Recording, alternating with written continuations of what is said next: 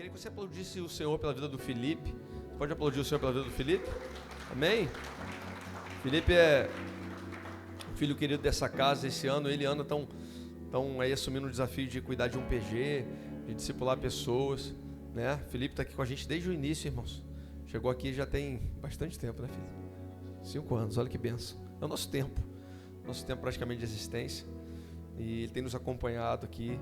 E é muito gratificante a gente ver as pessoas chegando e a obra poderosa que Deus vai fazendo em cada um de nós, irmãos, que vai fazendo em mim, que vai fazendo em vocês, e observar tudo aquilo que Deus tem feito na vida do Felipe, da Ana agora, como uma só carne, juntos. Tem sido muito gratificante. Eu queria que você estendesse suas mãos para cá, que você orasse pela vida do Felipe, que vai nos trazer uma palavra poderosa nessa noite. Pai, nós queremos colocar o Felipe diante de Ti, sabe, liberar esse altar para que ele possa liberar uma palavra, Pai, direto do Teu coração. Sabe, nós te pedimos que a Sua mão esteja estendida sobre essa casa, sobre esse casamento, sobre essa aliança, sobre essa união de propósito, Pai, que o Senhor tem na vida do Felipe, da Ana. Sabe, que nunca falte nada na vida deles, Pai, que o Senhor possa prosperá-los, em nome de Jesus. Nós declaramos que tudo aquilo que vai ser falado, Pai, vai vir diretamente do Teu coração, diretamente do céu, Pai. Que o Senhor possa abençoar essa casa nessa noite através dessa palavra, em nome de Jesus. Amém e amém. Dá mais uma salva de palmas para Jesus aí então. Amém? Glória a Deus. Amém, meus amigos. Boa noite a todos, primeiramente. Para mim, apesar de ser uma responsabilidade enorme estar aqui hoje, é um privilégio, é uma honra. E queria agradecer ao pastor, né, pela confiança de abrir esse espaço para a gente estar aqui nas quintas-feiras, sabendo de como essa igreja, né, como a gente congrega num lugar que é muito fundamentado com as doutrinas bíblicas e com a palavra. Estar aqui é uma grande responsabilidade. Mas eu acredito que Deus tem algo para falar com a igreja e que não seja o Felipe, mas sim o Espírito, né, comunicando algo para essa noite. A gente está findando hoje as 7 igrejas de Apocalipse, a gente está encerrando uma série e o pastor pediu para eu falar um pouco sobre a igreja de Tiatira e eu vou ler aqui metade dessa carta e ao decorrer da pregação a gente vai conversando um pouco sobre ela. Queria que a gente abrisse no livro de Apocalipse, capítulo 2, verso 18, e eu vou ler aqui e a gente vai conversar algumas coisas a respeito, amém? Vamos lá, carta à igreja de Tiatira. Ao anjo da igreja em Tiatira escreva: eis o que diz o Filho de Deus, cujos olhos são como chamas de fogo e os pés como bronze reluzente. Eu conheço as suas obras, o seu amor, a sua fé, o seu serviço e a sua perseverança. Eu sei que você está fazendo mais agora do que no princípio. No entanto, contra você eu tenho isso. Você tolera Jezabel, aquela mulher que se diz profetiza, e com os seus ensinos ela induz... Obrigado, meu pastor, que honra. Ela induz os meus servos à imoralidade sexual e a comerem alimentos sacrificados aos ídolos. Eu vou ler só esses 2 versículos por enquanto para a gente ganhar tempo. Aqui a gente vê dois contextos totalmente diferentes, né? O primeiro versículo, verso 19, a gente vê elogios a essa igreja e no verso seguinte a gente vê uma correção muito precisa e muito direcional que se aplica muito aos dias de hoje. Então nós vamos estudar um pouco esses 2 versículos juntos. Eu queria que a gente colocasse ali o verso 19, por favor, que a gente vai falar um pouco sobre isso. Eu estava lendo o texto, estudando, e aí eu comecei a ler o verso 19, e ele diz: eu conheço as suas obras, seu amor, a sua fé, conheço a sua perseverança, eu estou vendo que você está fazendo mais do que no começo. E aí eu olhei para mim quando eu li, e isso mexeu muito comigo, cara, porque receber esses elogios do Senhor deve ser uma honra muito grande, sabe, pastor? E aí eu olhei para mim, para minha vida, e como eu tenho levado a minha vida, e isso me fez refletir: será que se o Espírito Santo olhasse para o meu coração hoje, eu receberia esses elogios dele? Eu sei das suas obras, eu sei o quanto que você ama, eu sei a fé que você tem, eu sei do seu serviço, eu sei quando você tem perseverado, quando você tem se mantido, e eu estou vendo até que está aumentando, porque ele diz aqui, e você está fazendo mais agora do que no começo. Então a gente aí que está 5, 10, 15 anos na igreja, o amor está aumentando, a fé está aumentando, o serviço aumentando, a perseverança aumentando. Aí eu comecei a chorar sozinho lá no meu quarto e pensei: cara, como é que está o meu amor? Sabe, como é que está a minha fé? Será que o meu serviço está sendo um serviço de qualidade? Será que eu estou só indo ou será que eu estou permanecendo? Né? Perseverança fala sobre paciência. Será que eu tenho tido paciência em Deus? E aí eu queria, antes de ir pro coração dessa mensagem, que é a correção, passear um pouco sobre esses elogios aqui e pegar um pouco desses elogios que foram referidos a Tiatira e para que a gente olhasse junto para o nosso coração, sabe, assim, de forma individual. Queria fazer algumas reflexões com vocês. E ele começa dizendo, né, conheço as suas obras. E assim, toda vez que a gente está estudando um texto, a gente precisa não olhar somente para o versículo em si, mas fazer um contexto daquilo que a gente está lendo. E é interessante também a gente revisar as escrituras e olhar para trás para poder ter um contexto melhor daquilo que está sendo falado. E quando ele fala conheço as suas obras, Alexandre, ele não está falando assim, ó, Alexandre, eu sei quem você é, eu já te vi passar na rua. Não é esse tipo de conhecer, sabe? Sabe quando você fala, conhece Ruiz? Conheço, já vi, sei quem é. Não é esse nível de conhecer. E aí, lendo o Gênesis, que é de fato o início de tudo, no capítulo 4, no versículo 1, a gente tem um relato muito importante. Gênesis 4:1. E conheceu Adão Eva, a sua mulher. E conheceu Adão a Eva, sua mulher. E ela concebeu e teve a Caim e disse, alcancei do Senhor um varão. Tem umas outras traduções que retratam esse conhecer aqui como coabitar. E coabitou Adão com Eva e deu à luz um varão. E por que eu estou trazendo o Gênesis? Porque quando a gente quer entender melhor um contexto, a gente busca isso no princípio. E esse princípio de conhecer aqui está retratando um princípio de íntima relação. Quando a gente olha para esse conhecer aqui, a gente está analisando um contexto de olha só, eu já vi o pastor Xavier passando lá na praça. Não é esse conhecer. Eu sei cada detalhe que está dentro do coração do pastor. Tudo que passa no coração do Guedes, foi o primeiro que eu vi quando eu olhei. Tudo que passa no interior do coração dos meus filhos eu sei, eu conheço.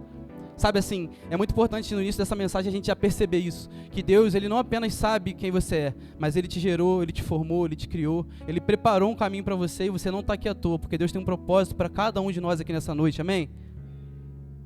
E o primeiro elogio é o seu amor. Eu conheço o seu amor. 1 Coríntios 13, capítulo 1. 1 Coríntios 13, verso 1. Se eu falar as línguas dos homens e dos anjos, mas não tiver amor, eu serei como um sino que ressoa ou como um símbolo que retine. Se eu tiver o dom de profecia e souber todos os mistérios e todo o conhecimento, e tiver uma fé capaz de mover montanhas, mas não tiver amor, eu de nada serei. E se eu der aos pobres tudo que eu possuo, entregar o meu corpo para que eu tenha de que me gloriar, mas não tiver amor, nada disso me valerá.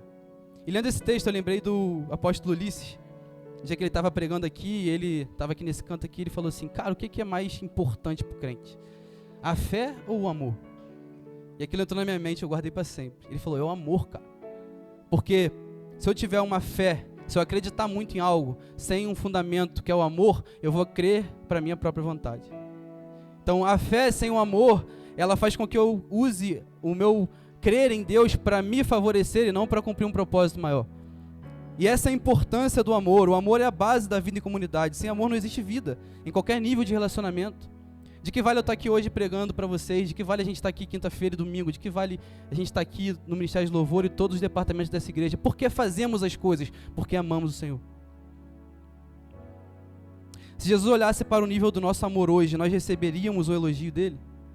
Se hoje a gente olhasse para dentro do nosso coração e viesse essa pergunta assim, cara, como está o nível do meu amor? Será que eu tenho amado o suficiente? Porque talvez a gente até fale assim, não, mas eu amo o Senhor. Só que eu acredito que o reflexo de um amor verdadeiro pelo Senhor é o amor pela comunidade dele, pelos irmãos. Quanto nós temos amado uns aos outros, o quanto nós temos servido uns aos outros, o quanto nós temos sido generosos uns com os outros. Talvez isso vai revelar o quanto nós temos amado o Senhor, amém? E ele segue, eu conheço a sua fé. E aí eu vou ler Mateus 7, 24. Portanto, quem ouve estas minhas palavras e as pratica é como um homem prudente, que construiu a sua casa sobre a rocha. E caiu a chuva, transbordaram os rios, sopraram os ventos e deram contra aquela casa, mas ela não caiu, porque estava alicerçada na rocha.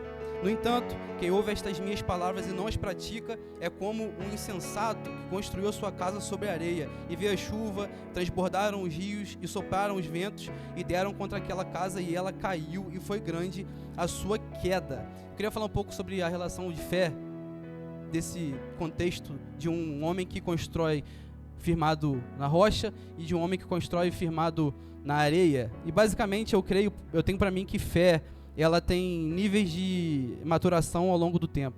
Quanto mais eu caminho com o Senhor, quanto mais eu coleciono experiências com Ele, mais eu vou amadurecendo a minha fé, certo?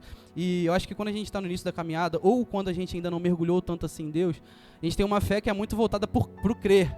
Às vezes você tem um pouco cultural, você não tem nem tanto contato com a Bíblia assim, mas você cresceu num lar cristão, e aí seu pai e sua mãe creem em Deus, e você viu eles crendo. Ah, você crê em quem? Eu creio em Deus. Então eu tenho fé que Deus existe.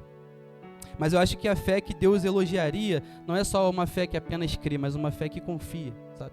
Não é uma fé assim que fala, não, eu creio em Deus, eu sei que Jesus morreu por mim, Ele me salvou, eu vou... Não, mas você confia de verdade nele, assim? E aí eu queria falar um pouco com vocês sobre isso. O vento não é capaz de derrubar uma casa firmada na rocha, porque existe uma fé inabalável. E essa fé é alcançada quando entendemos que fé não é apenas crer, mas confiar. E aí como é que eu saio do estágio do crer para confiar plenamente a chave do meu coração e da minha vida ao Senhor? Quando eu começo a passar por adversidade. A caminhada do crente, meu irmão, ela é forjada pelas lutas. E nós vemos o apóstolo Paulo no capítulo 5 de Romanos falando assim, ó: tendo sido, pois, justificados pela fé, nós temos paz com Deus pelo nosso Senhor Jesus Cristo, por meio de quem obtivemos acesso pela fé a essa graça na qual estamos firmes. Aqui está lindo, somos justificados por meio da fé, agora temos acesso a essa graça. Mas olha, assim nos gloriamos na esperança da glória de Deus. Mas não só isso, também nos gloriamos nas tribulações, porque sabemos que a tribulação ela vai produzir perseverança ou paciência, e a perseverança ela vai aprovar o meu caráter, e o caráter aprovado vai gerar em mim esperança. E essa esperança não nos decepciona, porque o amor de Deus foi derramado no nosso coração por meio do Espírito Santo que Ele nos deu. Então, ou seja, o que vai me levar para um nível maior de esperança e expectativa em Deus? As tribulações. E não é a tribulação em si, é quando eu permaneço em meio às dificuldades. E a reflexão que eu faço hoje é: como que estão as bases da minha fé? Será que eu digo com a minha boca que eu creio em Deus, e quando o vento vem eu balanço e não consigo sustentar a minha fé? Ou quando vem o vento eu já entendi que eu construí a minha casa firmada numa rocha eterna? E aqui eu vou falar de serviço. E eu queria passar rápido por serviço, porque existe uma chave que está em Colossenses 3:23 para a gente compreender como trabalhar para Deus sem se cansar e se fadigar e sem principalmente se frustrar.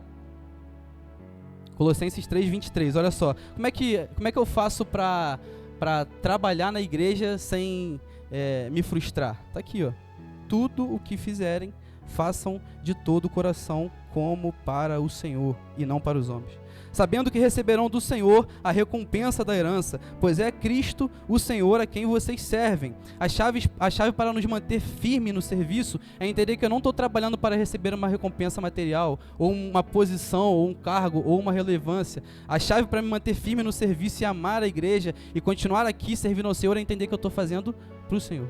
Eu não faço para, será que o pastor está notando o que eu estou fazendo? Não é para isso que a gente trabalha, irmão. A gente já passou desse nível de imaturidade. A gente está aqui porque a gente ama essa igreja, a gente está aqui porque a gente ama essa casa, a gente está aqui porque a gente quer fazer Friburgo ser tocado pelo nome do Senhor, e é um privilégio estar aqui todos os dias. É cansativo, sim, às vezes sim, mas é muito melhor entender que nós já alcançamos uma recompensa eterna, e por isso nós apenas retribuímos com o nosso serviço aqui, amém? Qual que é o nível do nosso comprometimento? Nós seríamos aprovados por Deus hoje se Ele olhasse para a nossa entrega? Responde não, gente, só pensa. E o último é a sua perseverança. Eu vou ler 1 Pedro 4:12. Eu não estou dando muito tempo para colocar ali, porque senão eu vou passar aqui do horário. 1 Pedro 4:12. Amados, não estranhem o fogo que surge entre vocês para prová-los, como se algo estranho estivesse acontecendo. Antes, alegrem-se à medida que participam dos sofrimentos de Cristo, para que também, quando a glória dele for revelada, vocês exultem com grande alegria. E aqui vem, mas Deus, eu estou servindo ao Senhor, e por que acontece tanta coisa na minha vida, cara? Não estranhem o fogo que surge entre vocês para prová-los, Porque a perseverança, ela caminha em paralelo com a fé. Quanto mais eu persevero, mais a minha fé aumenta. Quanto mais a minha fé aumenta, mais o meu amor aumenta. Então é necessário a gente permanecer mesmo que tudo pareça sem rumo. Porque isso é confiar. Confiar, lembra? A fé não é apenas crer, mas confiar. E quando eu confio, eu permaneço, eu continuo. E aqui vai a pergunta. O ambiente externo, as dificuldades, as coisas que permeiam a nossa volta, tem afetado a nossa identidade? Ou nós já entendemos quem somos em Deus para não balançar mais com o caos? Amém?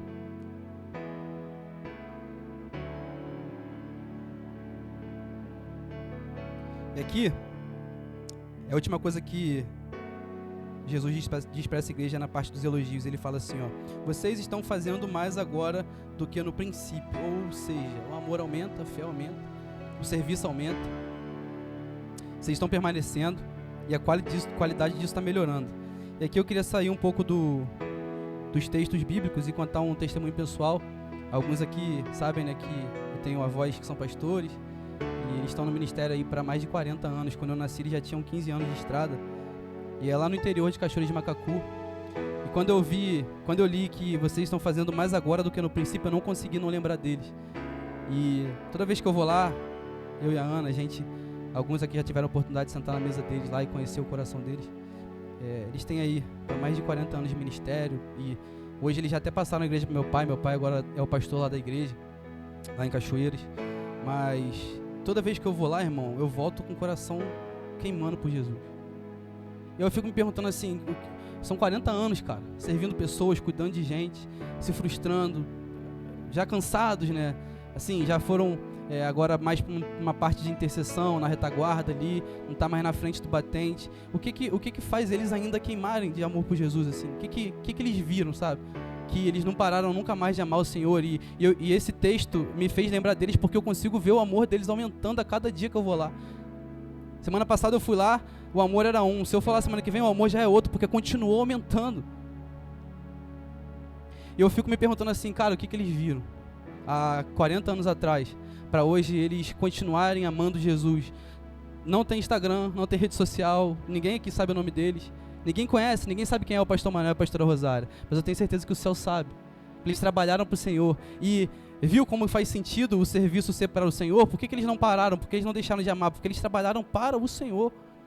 E aqui vai um constrangimento muito grande. Eu, no início da minha caminhada aqui, com 28 anos, acabei de casar, muitas vezes me pego murmurando e reclamando com Deus de coisas, e eu chego lá, vejo eles tão humildes, tão simples, com tão pouco aos nossos olhos, mas um coração cheio de fé e gratidão.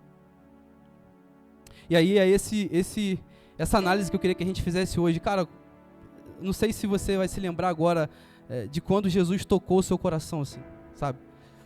Lembra daquele dia que talvez você entrou na porta de uma igreja, seja essa ou outra? Aquele dia que você talvez ouviu um louvor no seu quarto, aquele dia que você estava mal, o Espírito Santo tocou o seu coração e você sentiu aquele fogo queimar dentro de você e aquilo te converteu, meu irmão. Quanto tempo tem isso, sabe?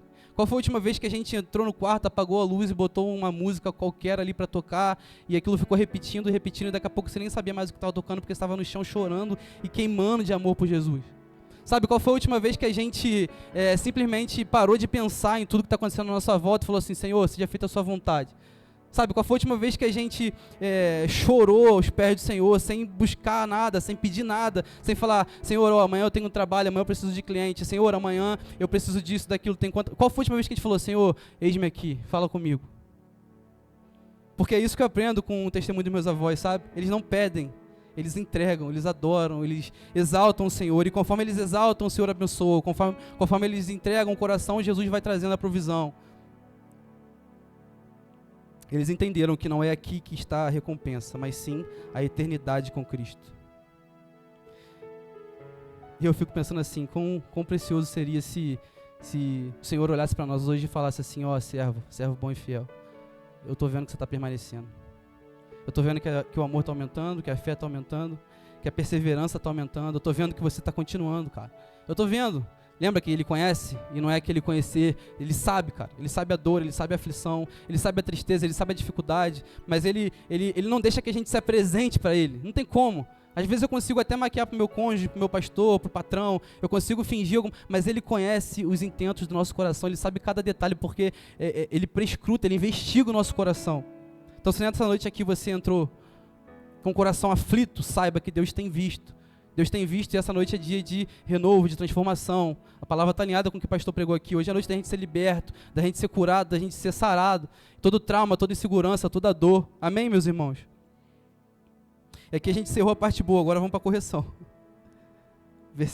O verso 20.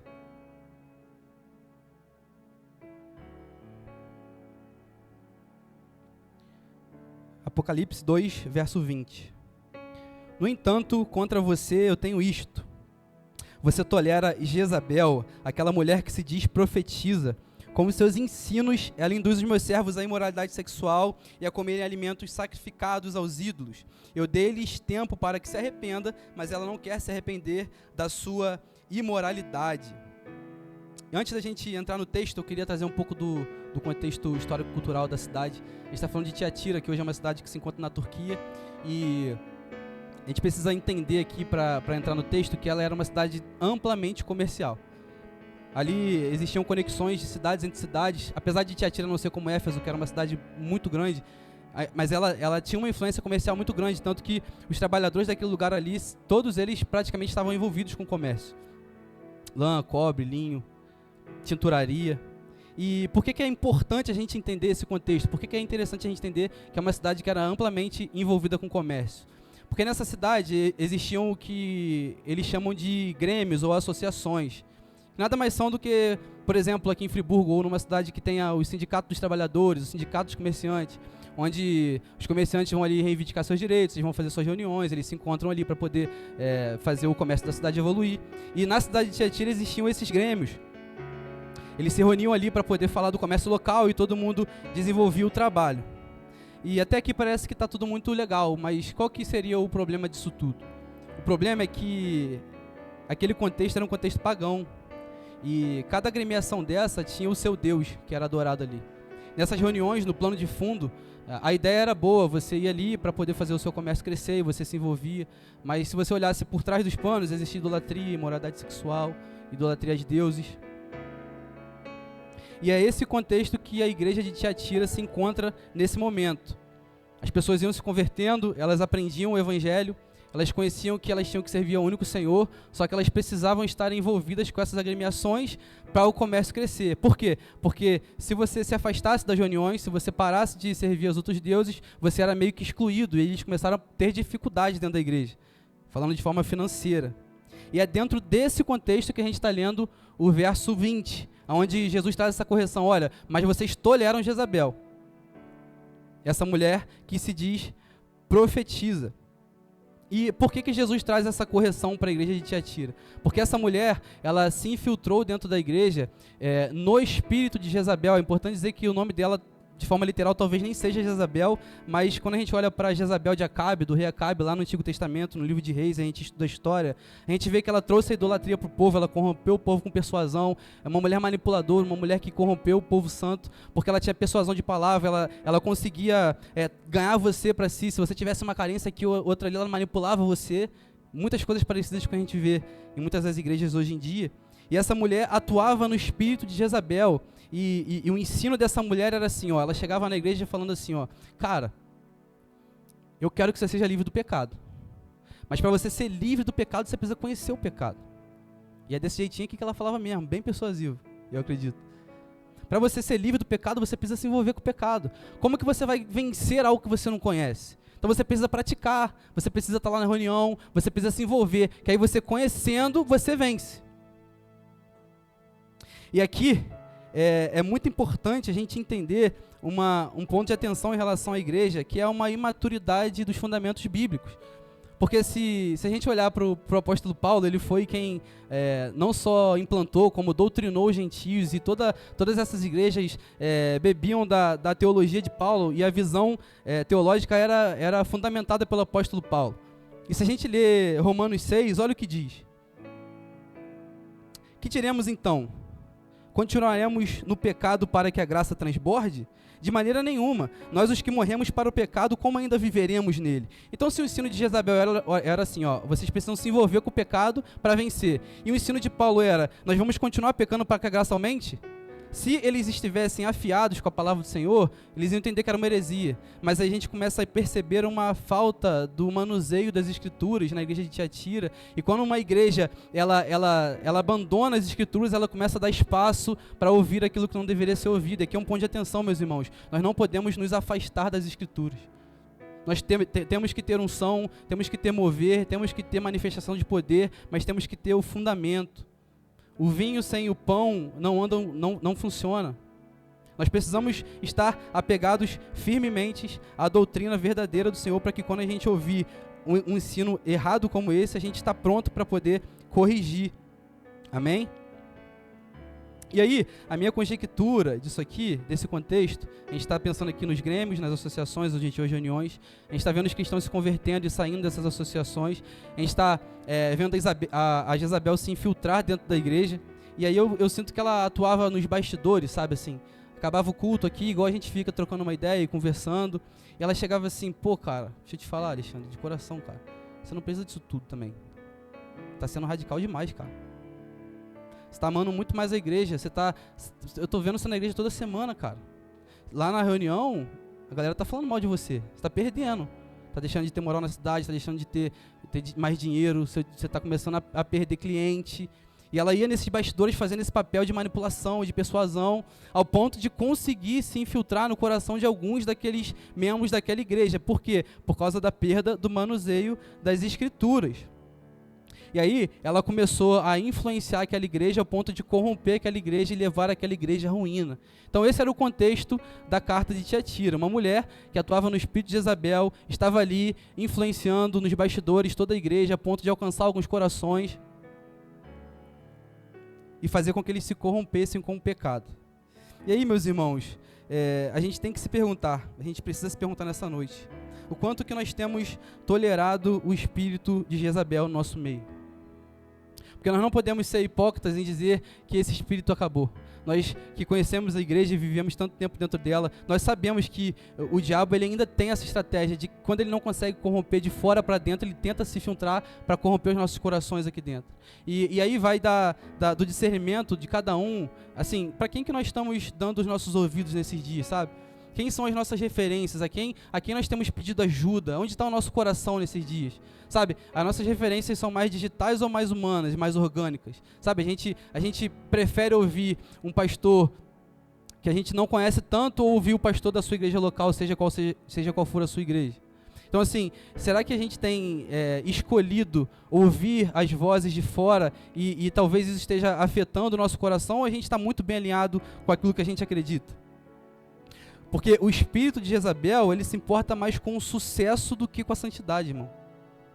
Ele se importa mais com o dinheiro do que com a fidelidade. Mais importa para ele ser, mais importa ter do que ser, e mais vale aparecer do que se tornar. Então assim, se for necessário eu estar aqui dia de domingo e estar envolvido com alguma coisa lá fora, não tem problema.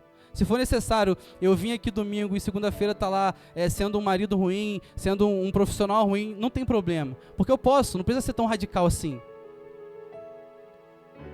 Essa influência está instalada dentro de muitas igrejas hoje. É necessário um posicionamento firme de homens que não deixarão se corromper, apegados à sã doutrina, para que a igreja avance nesses últimos dias. E aí eu queria caminhar para o fim com vocês, voltando para o começo, porque eu separei o verso 18 para fazer a conclusão dessa mensagem. Porque eu acho muito interessante a forma que Deus ele se revela para essa igreja. A forma que Cristo chega se apresentando e mostrando quem Ele é, diz muito do contexto que aquela igreja vivia e de como nós vivemos hoje. Então olha, vamos ler o verso 18. Ao anjo da igreja em Tiatira escreva: eis que diz o Filho de Deus, cujos olhos são como chamas de fogo e os pés como bronze reluzente. Essas três revelações, esses três atributos atrelados ao Senhor, dizem muito sobre o que Ele queria passar para aquela igreja e o que nós precisamos aprender com isso. Ele chega dizendo: olha, eu sou o Filho de Deus. E por que ele chega falando isso? Porque ele estava num contexto pagão, e onde homens estavam se corrompendo com esse espírito de Jezabel, eles estavam se influenciando e querendo cultuar outros deuses, se deixando levar por essa influência. Ele fala assim, eu continuo sendo o único que merece adoração. Colossenses 1,15, ele é a imagem do Deus invisível, o primogênito de toda a criação, pois por meio dele foram criadas todas as coisas, no céu e na terra, visíveis e invisíveis. E aqui, se a gente ler o texto todo, Paulo continua revelando a supremacia de Cristo. 1 João 5,20, nós sabemos também que o Filho de Deus veio e nos deu entendimento, para que conheçamos aquele que é o verdadeiro. Ele está falando do único Senhor. E nós estamos naquele que é o verdadeiro, em seu Filho Jesus Cristo. Em uma igreja localizada naquele contexto pagão, nós vimos Deus vindo já de cara dizendo assim, eu sou o único, eu continuo sendo o único. E hoje, nos nossos dias, que infelizmente nós vemos muitas igrejas que estão colocando o sucesso delas, enquanto elas são relevantes mediaticamente e olham para os números como se isso fosse um resultado de quem são, e às vezes Jesus já foi deixado de escanteio. Hoje, meus irmãos, Jesus continua dizendo, eu sou o único Deus, sem mim vocês não vão poder fazer nada. E ele segue, eu sou como olhos, como chama de fogo. E aqui, meus irmãos, eu queria dizer para você o seguinte, Deus não só vê, mas ele está se importando com o que ele está vendo. Não é que são olhos como chama de fogo. Se apagar tudo aqui, ele entrar com os olhos como chama de fogo, ele vai ver cada poeira que tem nessa igreja. Deus não só vê, ele está se importando. Hebreus 4,13, nada em toda a criação está oculto aos olhos de Deus, tudo, porém, está descoberto e exposto diante dos olhos daquele a quem havemos de prestar contas. Salmos 11,4, o Senhor está no seu santo templo, o Senhor tem o seu trono nos céus, ele observa atentamente com os olhos e examina os seres humanos. Meu querido, se Deus hoje sondasse o nosso coração, o que ele iria encontrar? Será que se Deus olhasse para o nosso coração hoje com esses olhos de fogo, será que ele descortinasse tudo aquilo que a gente está apresentando para ele? Será que a gente se tivesse se expondo diante de Deus? Será que ele ia encontrar satisfação no nosso coração? Eu oro, meus irmãos, para que Deus coloque fogo no nosso coração nessa noite, para que ele possa renovar o nosso espírito. Hebreus 12:26, a voz dele naquela ocasião abalou a terra, mas agora promete, uma vez mais abalarei não apenas a terra, mas também o céu. E as palavras, uma vez mais, indicam a remoção das coisas mutáveis, isto é, das coisas criadas, de forma que permaneça o que é inabalável. Portanto, já que estamos recebendo o reino inabalável, sejamos agradecidos e assim adoramos a Deus de modo aceitável, com reverência e temor, pois o nosso Deus é um Deus de fogo consumidor. Meu querido, olhos como chamas de fogo. Não é que Deus está pedindo para a gente nessa noite clamar por um fogo de unção, é um fogo que consome o pecado, é um fogo que consome o medo, é um fogo que consome a insegurança, é um fogo que vai restaurar o nosso coração nessa noite. E ele encerra dizendo, pés como bronze reluzente. Ele já se revelou como o único que merece adoração, ele já se revelou como o homem que vê, e não apenas vê, mas se importa como vê, mas ele vem dizendo agora, eu também sou o justo juiz. Eu sei o que está passando no seu coração, eu conheço as suas obras, e eu também sou um justo juiz, eu tenho visto. Salmos 89:14. A retidão e a justiça são os alicerces do teu trono, o amor e a fidelidade vão à tua frente. Deuteronômio 32:4, ele é a rocha, as suas obras são perfeitas, todos os seus caminhos são justos, é Deus fiel que não comete erros, justo e reto ele é. Meus irmãos, nós estamos servindo a um Deus que é justo. Nós estamos servindo a um Deus que se importa com o que está vendo. Nós estamos servindo a um Deus que, se Ele não julgar hoje, no grande dia Ele vai julgar. E nós hoje, nessa noite, precisamos abrir o nosso coração diante dEle para se perguntar, como seria a reação de Deus ao sondar o meu coração? E aqui eu queria ler o verso 24 para a gente fechar, que é a continuação da carta e que vai falar muito para o Mevan Nova Friburgo essa noite. Apocalipse 2:24. Aos demais que estão em Tiatira, a vocês que não seguem o ensino dela e não conheceram, como eles dizem, os profundos segredos de Satanás, digo, eu não porei outro fardo sobre vocês, senão que se apeguem com firmeza ao que vocês têm até que eu venha. Aquele que vencer e fizer a minha vontade até o fim, eu darei a ele autoridade sobre as nações. Meus amigos, eu quero dizer uma coisa, em tempos tão difíceis, onde a sociedade nos influencia a se deixar levar pelas coisas mundanas, eu tenho convicção que existe ainda um povo que está pegado a sã doutrina. Eu tenho certeza que ainda existe um povo que ama tanto ao Senhor, que vai priorizar as coisas do céu e não as coisas da terra. Em dias tão conturbados, com igrejas se levantando para exaltar seus próprios números, líderes se corrompendo e construindo ministérios para si, se deixando levar pela doutrina de Jezabel, ainda existe um povo que está firmado na verdade do Evangelho, que ainda prega cruz, ainda prega renúncia, ainda prega contra o pecado e que continua apontando Cristo e somente Cristo como o único caminho para a salvação, porque não existe outro Deus a não ser o nosso Deus. Irmãos, o Evangelho não mudou. O que era errado continua sendo errado. O pecado segue sendo pecado. E o Evangelho segue sendo Cristo crucificado por amor a mim e eu tomando a minha cruz todo dia e seguindo a Cristo. Não existe meio termo. Eu queria encerrar lendo um texto de Paulo a Timóteo. E ele diz assim, 2 Timóteo 4:7.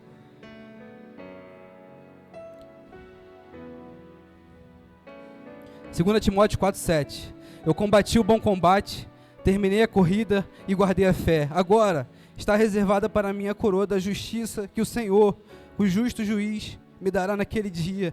E não somente a mim, mas também a todos os que amam a sua vinda. Meu irmão, se essa palavra confrontou seu coração nessa noite, eu quero te dizer que ela não veio para causar medo. Porque se você está aqui nessa noite, Deus está vendo e sondando o seu coração. Eu tenho convicção que nessa noite nós vamos sair daqui completamente cheios da presença do Senhor, a ponto dele transformar o nosso coração. Ele vai julgar sim, ele vai analisar sim, mas ele também vai transformar, ele também vai renovar, ele também vai curar, ele também vai trazer de volta o amor, o primeiro amor nessa noite, para que a gente, assim como Paulo, chegue no final, tendo a convicção que nós combatemos o bom combate, encerraremos a nossa carreira, mas nós temos certeza que o justo juiz, esse Deus que se revelou a nós nessa noite, vai nos abraçar com ele naquele grande dia. Amém, meu pastor? Fica de pé comigo e aplauda o Senhor o máximo que você puder, amém? Dá uma salva de palmas para Jesus aí. Sim, aplauda o Senhor, abre os seus lábios e adore conosco nessa noite, amém?